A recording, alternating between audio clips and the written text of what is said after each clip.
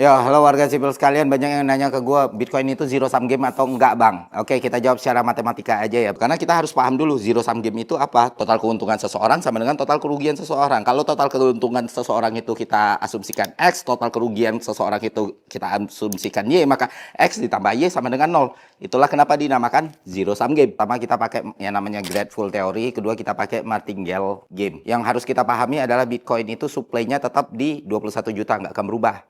Sementara demand-nya fluktuatif. Nah, nilai dibentuk dari jumlah fiat yang masuk. Artinya ketika nggak ada cash flow di situ atau inflow di situ, maka nilai nggak akan bergerak positif. M-nya, market cap-nya itu ditentukan dengan P dalam kurung T dikali Q dalam kurung T. Nah, ketika kita masukkan formula itu ke dalam grateful theory, artinya apa? Artinya nilai dari satu koin atau Bitcoin dalam konteks ini, itu bisa naik ketika ada orang yang willing to pay lebih daripada lu gitu loh. Dan ketika nggak ada fiat masuk di situ, maka nilainya nggak akan pernah terbentuk. Ini berbeda dengan saham ataupun emas yang kalau dalam mid term sampai long term utilitasnya tuh ada tuh. Kalau emas kayak misalnya jadi perhiasan, jadi cincin, jadi gelang dan lain sebagainya. Sedangkan saham itu lu bisa dapat dividen dari situ, lu bisa dapat share dari situ dan lain sebagainya.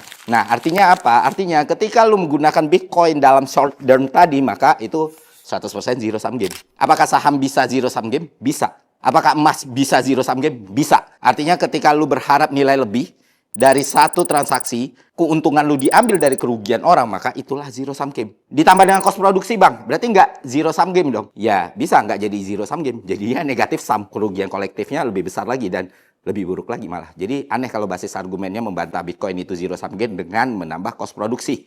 Bisa nggak Bitcoin tidak disebut sebagai zero sum game? Bisa. Kalau Bitcoin lu gunakan untuk menyimpan value dari sebuah nilai atau sebuah aset atau sebuah kekayaan yang lu miliki. Misalnya lu mau melawan inflasi, lu tinggal di Argentina misalnya. Ya kalau gue tinggal di Argentina sekarang mungkin porto gue bakal 70%, 80% Bitcoin. Karena tergerus nilai itu kan. Tapi kalau argumennya itu nggak zero sum game karena cost production, itu tidak bisa dibenarkan sih gitu kurang lebih.